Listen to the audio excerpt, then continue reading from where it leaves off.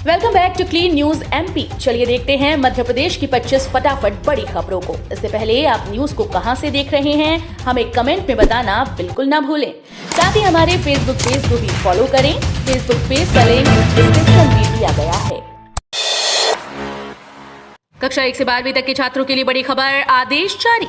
Madhya Pradesh school शिक्षा विभाग ने आदेश जारी किया है कि प्रदेश में संचालित कक्षा 1 से 12वीं तक के सभी विद्यालय पूरी क्षमता के साथ खुलेंगे।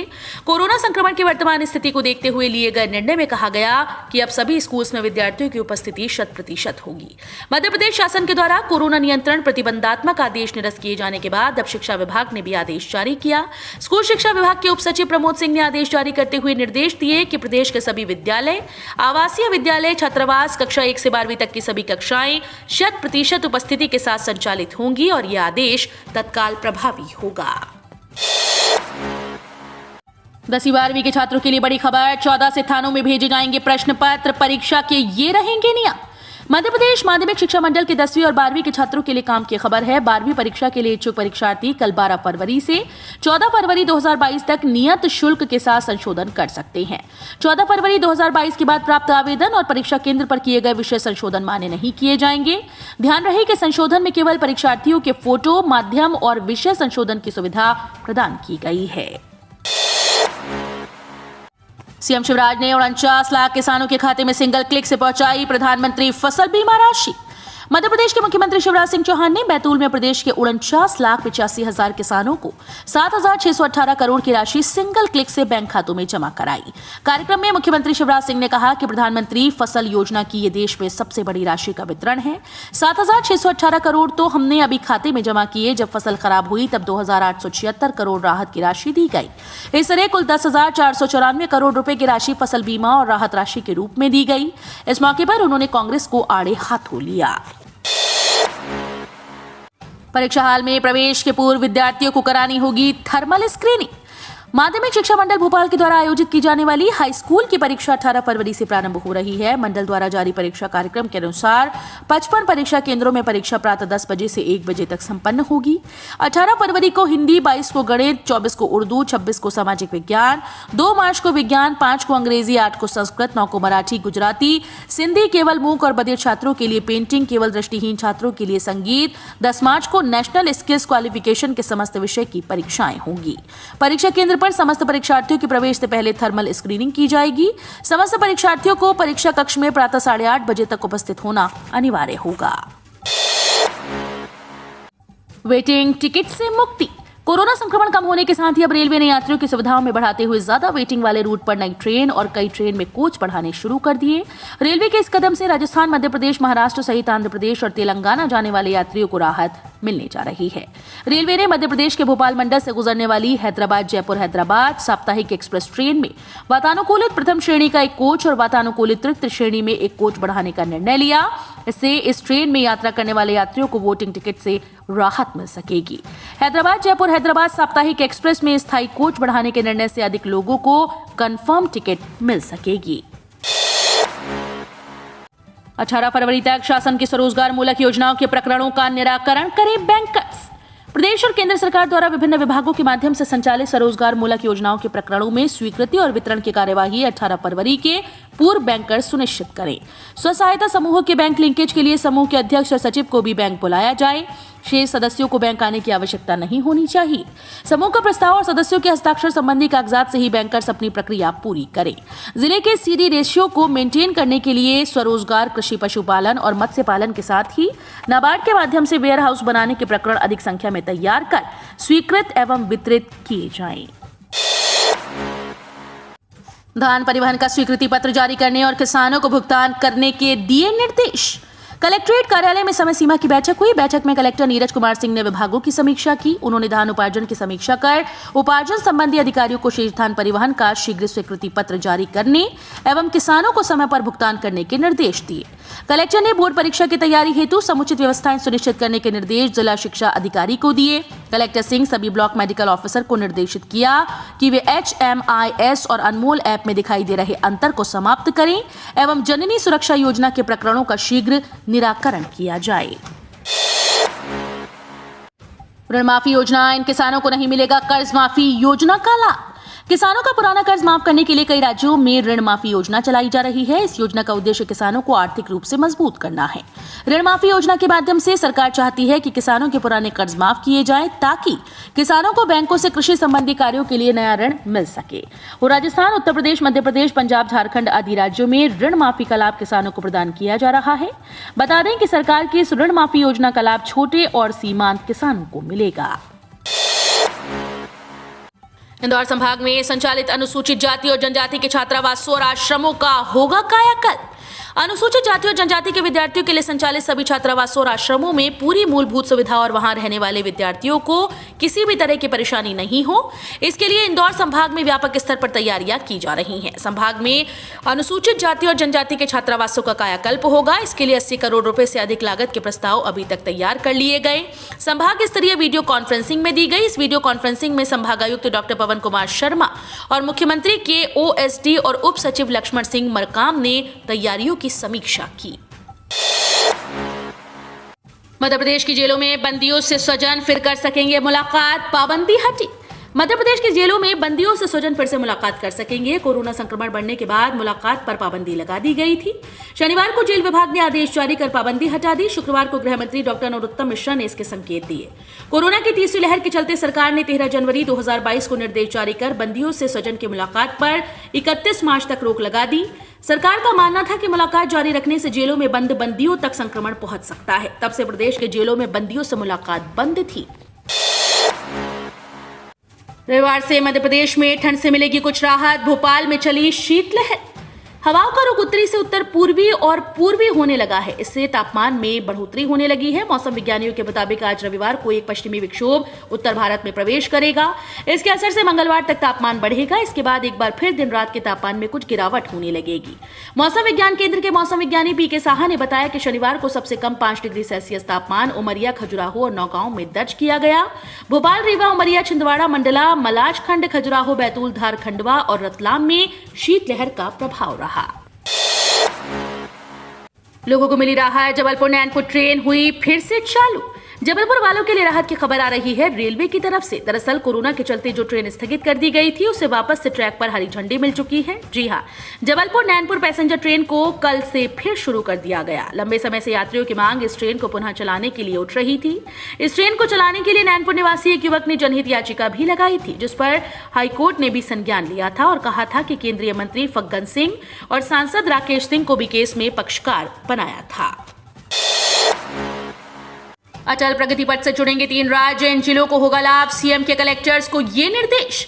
सीएम शिवराज ने कहा कि अटल प्रगति पथ चंबल क्षेत्र में प्रगति के नए द्वार खोलेगा और नए उद्योग पनपेंगे। औद्योगिक क्लस्टर विकसित होने से भूमि के मूल्यों में वृद्धि होगी। अटल प्रोग्रेस वे के लिए केंद्र सरकार द्वारा स्वीकृति प्रदान की गई। ये MP के लिए सौभाग्य की बात है। पीएम नरेंद्र मोदी द्वारा MP के चंबल क्षेत्र की आर्थिक प्रगति के लिए उठाया गया महत्वपूर्ण कदम है। केंद्रीय मंत्री गडकरी ने भारतमाला परियोजना से अटल प्रोग्रेस वे को जोड़ा है। इस प्रोग्रेस वे के निर्माण से युवाओं को बड़ी संख्या में रोजगार उपलब्ध करवाने के साथ ही संपूर्ण चंबल क्षेत्र में आर्थिक गतिविधियों का विकास होगा। उम्मीदवारों के लिए बड़ी खबर, इन्हें मिली आयु में छूट, आवेदन की तिथि भी बढ़ी। मध्य प्रदेश लोक सेवा आयोग के उम्मीदवारों के लिए बड़ी खबर है। आयोग ने राज्य सेवा परीक्षा और अन्य भर्तियों में आवेदन करने के लिए EWS श्रेणी के उम्मीदवारों को आयु सीमा में 5 साल की छूट दी है। इससे पहले सामान्य और अनारक्षित वर्ग के लिए ऊपरी आयु सीमा 40 वर्ष निर्धारित थी। अब इन उम्मीदवारों को आवेदन में एक और मौका मिलेगा। अब EWS उम्मीदवार SC ST OBC उम्मीदवारों की तरह 42 वर्ष की उम्र तक राज्य सरकार की नौकरियों में आवेदन करने के पात्र होंगे। हालांकि अनारक्षित श्रेणी के उम्मीदवारों को कोई छूट नहीं दी गई। MPPSC की ओर से उम्र सीमा बढ़ाई जाने के बाद कोर्ट के फैसले के अनुसार राज्य सेवा प्रारंभिक परीक्षा और राज्य सेवा वन सेवा परीक्षा 2021 के लिए आवेदन की विशेष विंडो ओपन 14 फरवरी से 24 फरवरी तक फिर से एक्टिव की जा रही है। कॉलेज में प्रवेश के लिए बदलेंगे नियम, बढ़ सकती है फीस। मध्य प्रदेश में जहां एक और यूनिवर्सिटीज में परीक्षाएं चल रही हैं, वहीं अगले सत्र की तैयारियां भी प्रारंभ हो गई।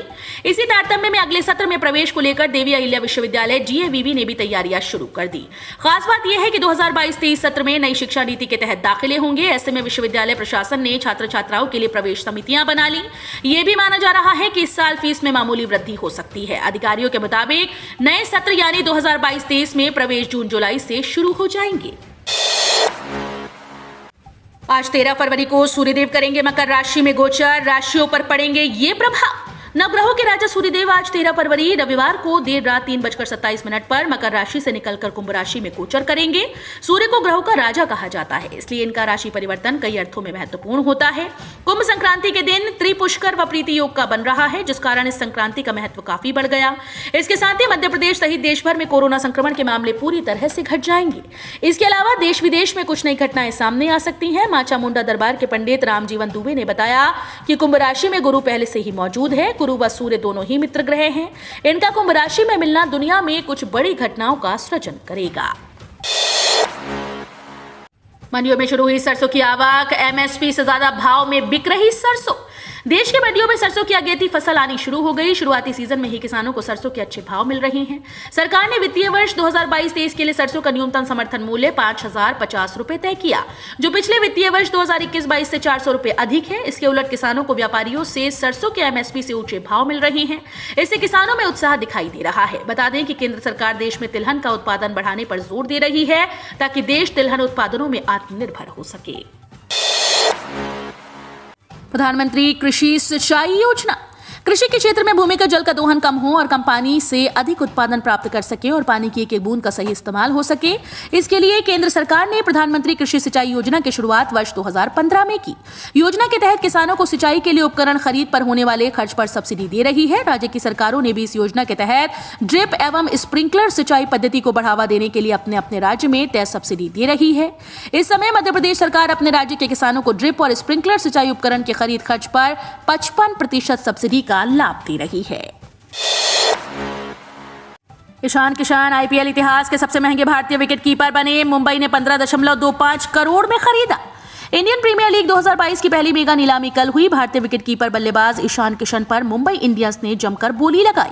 उन्हें 15.25 करोड़ रुपए में खरीद लिया। मुंबई को हैदराबाद की तरफ से कड़ी टक्कर मिली, लेकिन सफलता मुंबई को मिली। ईशान किशन आईपीएल इतिहास में सबसे महंगे बिकने वाले भारतीय विकेटकीपर बन गए। इससे पहले भी ईशान किशन मुंबई इंडियंस का हिस्सा थे। टीम ने उन्हें रिटेन नहीं किया था। वहीं इस ऑक्शन में अब तक बिकने वाले सबसे महंगे खिलाड़ी भी हैं। इससे पहले श्रेयस अय्यर को 12.25 करोड़ में कोलकाता नाइट राइडर्स अपने साथ शामिल किया। 2 दिन तक करवा सकते हैं 12वीं की परीक्षा के आवेदन में संशोधन। मान्यता आवेदन 21 तक। माध्यमिक शिक्षा मंडल ने कक्षा 12वीं के परीक्षा आवेदन में संशोधन करने का अंतिम अवसर दिया। इच्छुक परीक्षार्थी 14 फरवरी तक निःशुल्क के साथ संशोधन का आवेदन कर सकेंगे। परीक्षार्थियों को फोटो माध्यम और विषय संशोधन की सुविधा प्रदान की गई है। 14 फरवरी 2022 के बाद प्राप्त आवेदन और परीक्षा केंद्र पर किए गए विषय संशोधन मान्य नहीं किए जाएंगे। इसके अलावा निःशुल्क और अनिवार्य बाल शिक्षा का अधिकार अधिनियम 2009 के अंतर्गत प्राइवेट स्कूल की मान्यता एवं मान्यता नवीनीकरण के लिए ऑनलाइन आवेदन की अंतिम तिथि बढ़ा दी गई है। रेल यात्रियों के लिए खुशखबरी। आईआरसीटीसी का वैलेंटाइन डे गिफ्ट। 14 से सभी ट्रेन में मिलेगा पका हुआ भोजन। रेल यात्रियों के लिए बड़ी खुशखबरी है। अब एक बार फिर से यात्रा के दौरान ट्रेन में यात्रियों को पका हुआ भोजन परोसा जाएगा। 14 फरवरी वैलेंटाइन डे से ट्रेन में शुद्ध, सात्विक और स्वास्थ्यवर्धक भोजन की व्यवस्था को बहाल कर दिया जाएगा। बता दें कि भारतीय रेलवे खानपान किसान पर्यटन निगम लिमिटेड रेल मंत्रालय का एक सार्वजनिक उपक्रम है। ये उपक्रम भारतीय रेल में सफर करने वाले यात्रियों को प्रीमियम सेवाएं देने में अग्रणी है। ट्रेन में यात्रा करने वाले यात्रियों की जरूरतों को ध्यान में रखते हुए फिर से व्यवस्था बढ़ाई जा रही है। देश भर में कोविड महामारी और लॉकडाउन के प्रतिबंधों में ढील के साथ आईआरसीटीसी अब ट्रेन में पके हुए भोजन की सेवा को पुनः बहाल करने के लिए पूरी तरह से तैयार है। मध्य प्रदेश में मेडिकल और इंजीनियरिंग की हिंदी में पढ़ाई। सीएम शिवराज सिंह चौहान की घोषणा। मध्य प्रदेश में मेडिकल और इंजीनियरिंग की हिंदी में पढ़ाई शुरू होगी। इसके लिए अलग कॉलेज खुलेंगे। मुख्यमंत्री शिवराज सिंह चौहान ने बैतूल में प्रधानमंत्री फसल बीमा योजना में सहायता राशि वितरण कार्यक्रम में कहा कि अंग्रेजी कई बार पढ़ाई में बाधक बन जाती है। जिसे अंग्रेजी नहीं आती वो कुंठित हो जाता है, तो उसे हिंदी में मेडिकल और इंजीनियरिंग की पढ़ाई शुरू कर दी जाएगी। शिवराज सिंह चौहान ने इस कार्यक्रम में ही किसान के लिए बिजली उत्पादन के रास्ते भी खोले। उन्होंने कहा कि ऐसे किसान जिनकी जमीन उपजाऊ नहीं है वो बिजली पैदा कर सकते हैं। चौहान ने कहा कि ऐसे किसान 2 मेगावाट बिजली तक बिजली उत्पादन कर सकते हैं। उनकी बिजली 3 रुपए 15 पैसे के हिसाब से सरकार खरीदेगी। कॉलेज विश्वविद्यालय में धरना प्रदर्शन पर प्रतिबंध लगाने का आदेश डीएवीवी इंदौर ने लिया वापस। शैक्षणिक संस्थाओं में छात्र संगठनों की गतिविधियों पर नियंत्रण रखने के लिए लगाए प्रतिबंध देवी अहिल्या विश्वविद्यालय ने दिए। कॉलेज विश्वविद्यालय में धरना प्रतिबंध करने का आदेश वापस ले लिया। कार्य परिषद में फैसला होने के बाद विश्वविद्यालय प्रशासन ने शुक्रवार को अधिसूचना निकाली और कहा कि पूर्व में लगाए प्रतिबंध को निरस्त कर दिया। परीक्षा रिजल्ट और अन्य छात्र हित मुद्दों पर होने वाले छात्र संगठनों के धरना प्रदर्शन पर प्रतिबंध लगा दिया गया।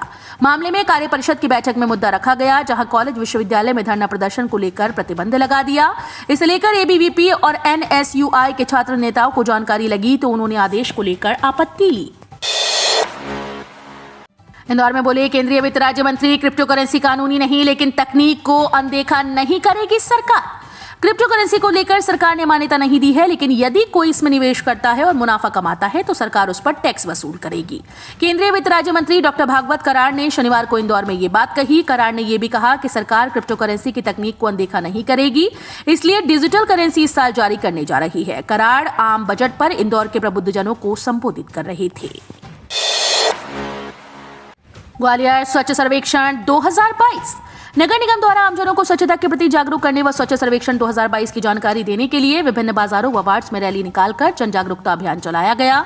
इसके साथ ही वॉलंटियर्स द्वारा घर घर जाकर स्वच्छता का संदेश दिया गया। इस दौरान लोगों से अपील की गई कि वो कचरा सड़क पर ना फेंके, साथ ही गीला व सूखा कचरा अपने घर से ही अलग अलग कर कचरा संग्रहण वाहन में डालें। साथ ही लोगों को चेतावनी भी दी गई कि यदि दुकान के सामने या आसपास कचरा पाया गया तो जुर्माने की कार्रवाई की जाएगी।